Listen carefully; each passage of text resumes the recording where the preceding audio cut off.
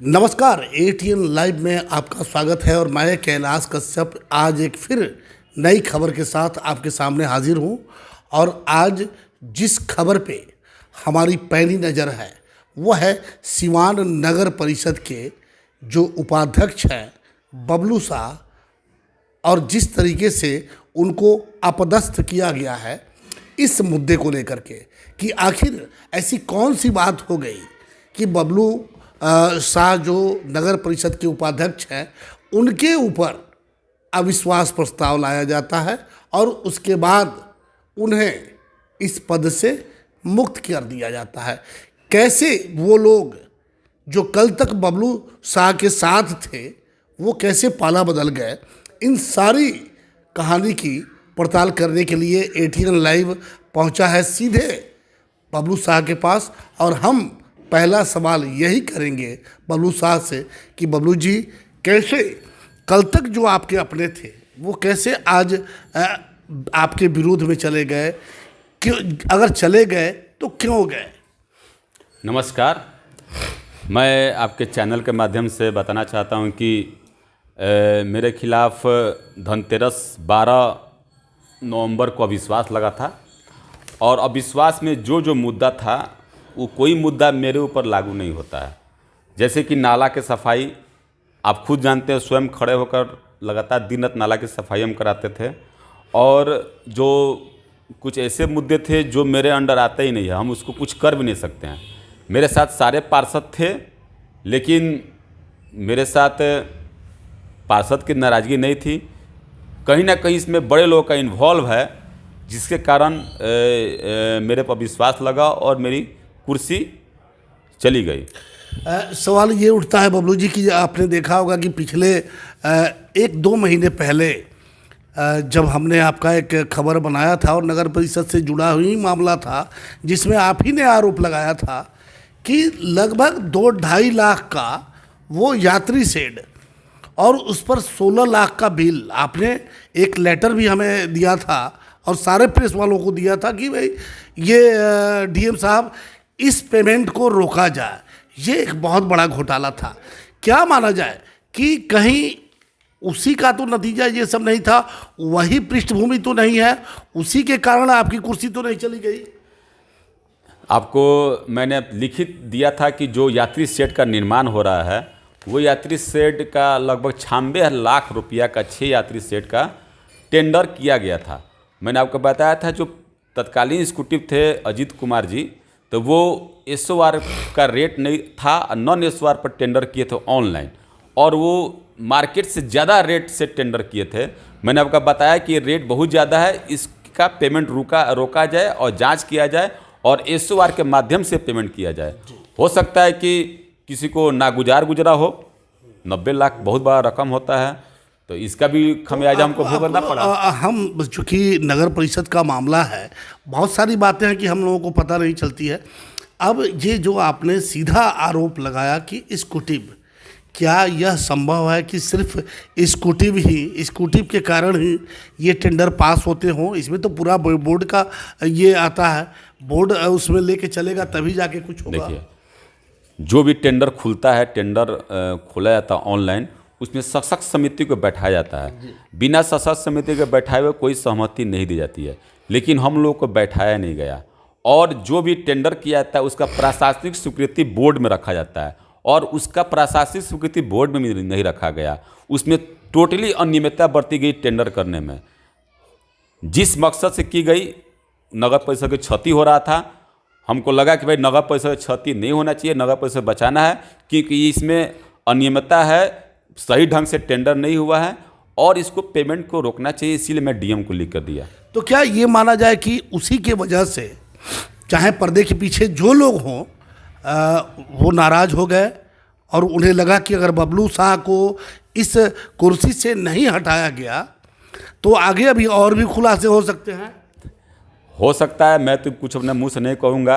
आप खुद पैनी नज़र बनाए रखे हैं नगर पालिका पर, आगे चल कर आपका पता जरूर चलेगी। जो होगा वो तो आपको एक एक चीज़ पर ध्यान रखे हैं, पता जरूर चलेगा आपको आगे।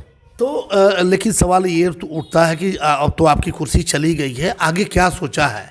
बहुत सारे लोग थे जो जिस तरह से वोटिंग हुआ 15 लोगों का ही उसमें साइन आया था, लेकिन वो संख्या बढ़ गई और जो आपके पाले के लोग थे वो कैसे पाला बदल गए? मैं आपके चैनल के माध्यम से बताना चाहता हूं कि देखिए, हम लोग सिवान जिला में अति पिछड़ा बनिया का कोई यहाँ नेतृत्व करने वाला नहीं है। मैं करता था, बहुतों को खराब लग रहा था, भाई अति पिछड़ा बनिया नेता नहीं बनना चाहिए, बहुत लोग पीछे पड़े होंगे। लेकिन आपके चैनल के माध्यम से मैं एक आग्रह करना चाहता हूँ सिवान की जनता से कि सिवान की जनता पूरी तरह हमारी साथ है, हमेशा रहेगी, दिन रात सहयोग करती है।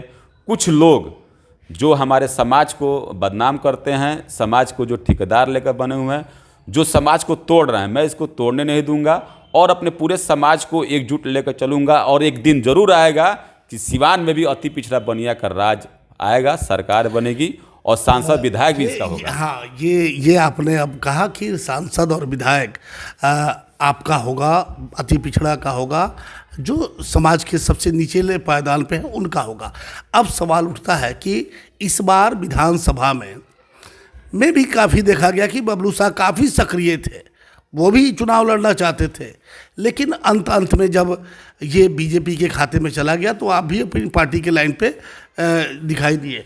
क्या ये भी माना जाए कि ये भी एक कारण है कि बबलू यादव का बबलू शाह का जो कद है वो लगातार बढ़ता जा रहा है और इस कद को अब कहीं ना कहीं कैंची की ज़रूरत है और उसी के दरमियान ये सब हुआ है? आपने लगातार 2 साल से नगर पालिका की कहानी देखी, 2017 में अविश्वास लगा, इनमें किनका हाथ है आप सब देखें, आपका रिकॉर्ड भी होगा। इस बार भी आप ही के चैनल में एक हमारे भारतीय जनता पार्टी के कद्दावर नेता थे जो खुलेआम बोले थे कि बबलू शाह अपना विश्वास पहले बचाएं। उन्हीं के कुछ लोग हैं जो नहीं चाहते हैं कि बबलू शाह का कद बढ़े, एक बनिया अति पिछड़ा का बेटा का कद बढ़े, क्योंकि मैं भारतीय जनता पार्टी का सच्चा सिपाही हूं और हर एक कार्यकर्ताओं का अधिकार है, हक है कि वो अपना टिकट मांग सके। और बीजेपी कार्यकर्ताओं की पार्टी है, हमेशा कार्यकर्ताओं को टिकट देती है। मैंने यही कहा था आपके चैनल के माध्यम से, लेकिन किसी को नागवार गुजरा। और ये अविश्वास प्रस्ताव 2 महीना पहले जब मैंने चुनाव का टिकट की जब डिमांड कर रहे थे, उस समय ये साइन करा कर रखा गया था ताकि बबलू शाह को हरास किया जाए। लेकिन भगवान का देखिए, जिस तरीके से ये कार्रवाई चल रही है या कारनामे सामने आ रहे हैं नगर परिषद में, आपके कद को आपको हटा लिया गया, क्या इस तरीके से बबलू शाह को कंट्रोल किया जा सकता है? देखिए, सिवान की जनता मेरे साथ है, सिवान की जनता का प्यार पूरा भरपूर हमको मिलता है, लगातार मिलता आ रहा है कई वर्षों से। और मैं आपको पूरा भरोसा दिलाता हूँ, फिर से नगर परिषद के सीट पे जो चुनाव होगा उस पर अति पिछड़ा बनिया का बेटा काबिज होगा। और आगे भी हमेशा मैं अपने समाज के लिए लड़ता रहूंगा और आगे विधायक भी अति पिछड़ा बनिया का होगा। तो ये चुनाव कब तक होगा? जैसे आप तो अब ये सीट तो खाली हो गई, तो ये चुनाव आप चूँकि नगर परिषद में वार्ड पार्षद तो आप हैं ही, ये कब तक फिर चलेगा? ये नोटिफिकेशन जाएगा प्रधान सचिव के पास, चुनाव आयोग के पास, वहाँ से जब चुनाव कराने का रिजल्ट आ जाएगा 1 से 1.5 महीना लगता है ये प्रक्रिया पूरा होने में। 1 से 1.5 महीने के बाद चुनाव फिर उपसभापति पद का होगा। क्या बबलू शाह फिर प्रत्याशी बनेंगे? देखिए, अब हमें प्रत्याशी आगे बढ़ना है, अपने समाज के लोगों को मौका देना है और अब इस सीट को अति पिछड़ा बनिया पर दोबारा काबिज करवाना है। इसमें पूरा मेरा सहयोग रहेगा, मैं काबिज करवाऊंगा। मतलब कि ये माना जाए कि बबलू शाह अब पूरा राजनीति के बिसात पे अब पूरा शतरंज खेलने के मूड में है। शतरंज नहीं इसको कहिए, जहां मान सम्मान हमारे समाज को, बनिया समाज को नहीं मिल रहा है, मान सम्मान दिलाने का काम करेंगे। क्योंकि हर एक आदमी, हर एक बिरादरी अपना मान सम्मान लिया है। हमारा बिरादरी, हमारे समाज, बनिया समाज, अति पिछड़ा समाज का सिवान जिला में कोई नहीं है नेतृत्व करने वाला। इस बहुत ठगा महसूस कर रहा है बनिया समाज, अति पिछड़ा समाज, और इसको आगे बढ़ाने के लिए कुछ करना है। भाजपा बहुत करती है समाज के लिए और पूरा विश्वास है कि अगली बारी भाजपा जरूर हम लोग का सहयोग करेगी। तो ये माना जाए कि आगे वाले चुनाव में अब बबलू शाह जैसे नगर परिषद के जो आने वाला समय है वो अब कई, जैसे एक घोटाले के कारण आपकी कुर्सी चली गई, अब ऐसे कई घोटाले जो अब पर्दाफाश होगा या फिर उसको भी जवाब देना होगा कि आखिर ये क्यों चल रहा है भाई। अब नगर परिषद में मैं लगातार 3.5 साल था। घोटाला तो नहीं कहेंगे, लेकिन अनियमितता जहाँ जहाँ हुआ है वहाँ वहाँ मैंने आवाज़ उठाया है और इसकी जांच होती भी रही है समय समय पर, और जो भी इसका जिम्मेदार होगा उसको जरूर सजा तो मिलेगी। बबलू जी, अब अंतिम सवाल हम करते हैं कि क्या आपको नहीं लगता कि जो विरोधी खेमा, जैसे इंतखाब अहमद का जो एक गुट है, अमित सिंह का एक गुट है, वो आप पर भिड़ा हुआ था, अब उनका मनोबल बढ़ा हुआ है, वो आपकी कुर्सी ले लिए, अब उनका मनोबल बढ़ा हुआ है, अब ये बढ़ा हुआ मनोबल आगे भी जारी रहेगा, आगे भी कई जगह वो प्रहार करेंगे। इस सोनू सिंह और इंतखाब अहमद की सोच क्या है, इरफान खान की सोच क्या है, वो जानते हैं लोग, बबलू चौहान भी जानते हैं क्या आगे करेंगे।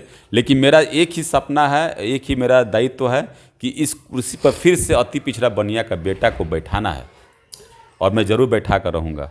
पिछले विधानसभा चुनाव में कुछ वीडियो वायरल हुआ था, नगर परिषद उसका मुख्य केंद्र था, पैसे का लेन देन था, क्या फिर एक बार पैसे का खेल होगा नगर परिषद में?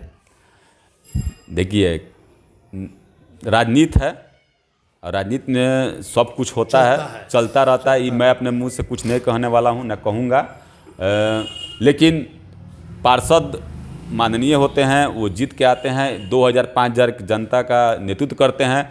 ऐसा काम करना चाहिए कि 2022 में जब पार्षद का चुनाव आए तो वो अपने शान से जाकर अपने अपने वार्ड में वोट मांगे और जीतें।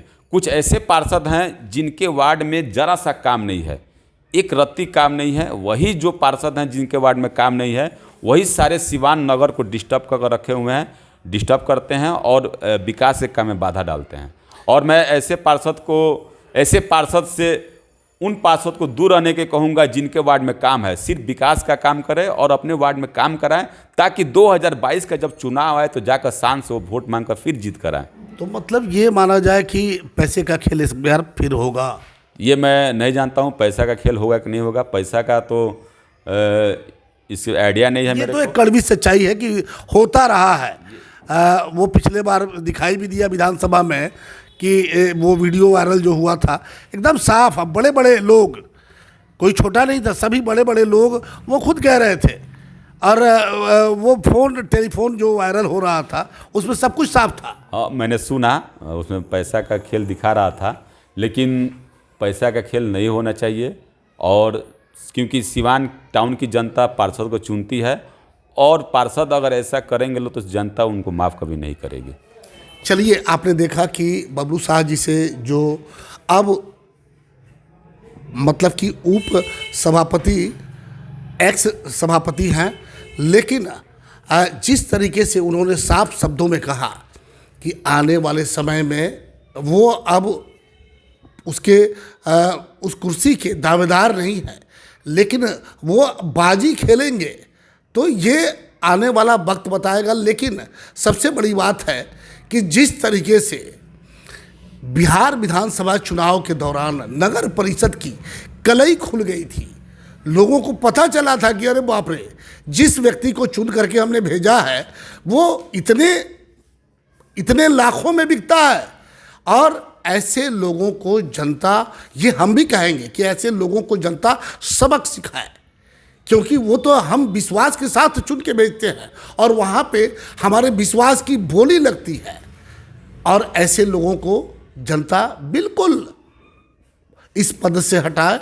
अब देखना है कि आने वाले चुनाव में या आने वाले समय में नगर परिषद के बबलू शाह के हटने के बाद से खलबली है, और खलबली दोनों खेमों में है। एक खेमा वो है जो बबलू शाह को हटाना चाहता था, उसका मनोबल बढ़ा हुआ है।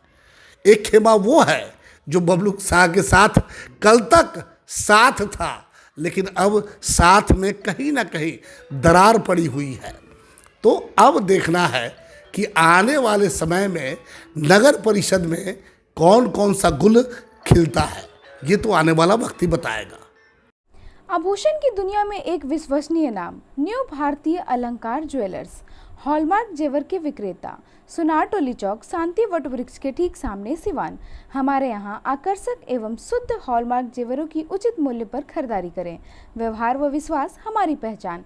न्यू भारतीय अलंकार ज्वेलर्स, सुनार टोली चौक, शांति वट वृक्ष के सामने सिवान। Mobile number 9631402553।